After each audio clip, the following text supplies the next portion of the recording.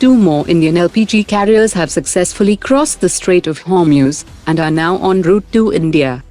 Chennai-based Naavi Aerospace is developing Falcon high-speed interceptor drone, designed to neutralize UAV threats within seconds. Gujarat government is planning a new satellite launchpad to support small satellite and commercial launches. Two US nationals have been booked by the police in Kochi for flying a drone without permission in a proscribed red zone near key Indian Navy and Coast Guard facilities. The Indian Army and Indian Air Force validated rapid airlift and deployment of an assault bridge during a joint exercise, showcasing enhanced mobility, inter-service coordination, and rapid combat engineering capability. Iran has claimed to have shot down another American F-15 fighter jet. Footage shows smoke explosion, loud impact sounds and a crashing F-15 fighter jet.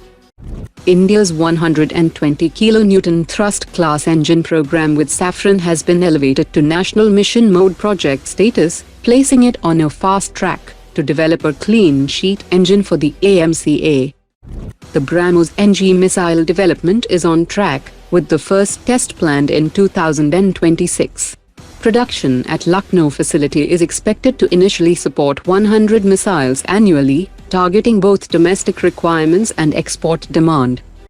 The DRDO is developing a shoulder-fired MANPADS with AI-based visual identification friend or foe system, using computer vision to identify aerial targets within seconds. It will analyze shape, size and flight behavior for fast lock-on, and can detect small drones and loitering munitions even without radar support. The DRDO is actively developing gallium oxide semiconductor technology as a critical successor to gallium nitride for potential 6th-generation fighter jets and next-generation defense electronics.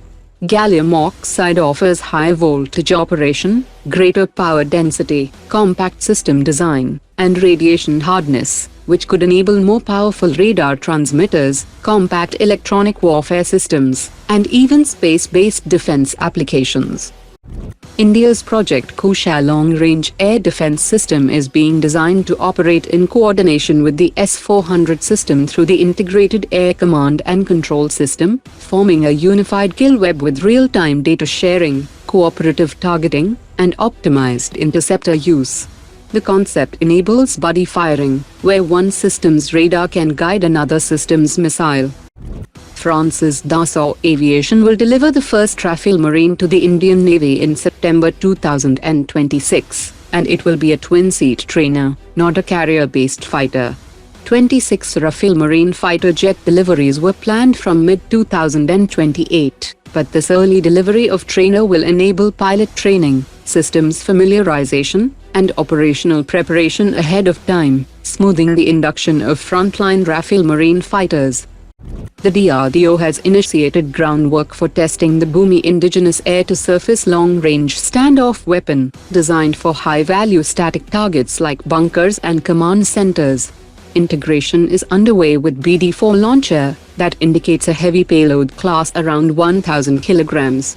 Once integrated with the Su-30, it will enhance deep strike capability against heavily defended targets.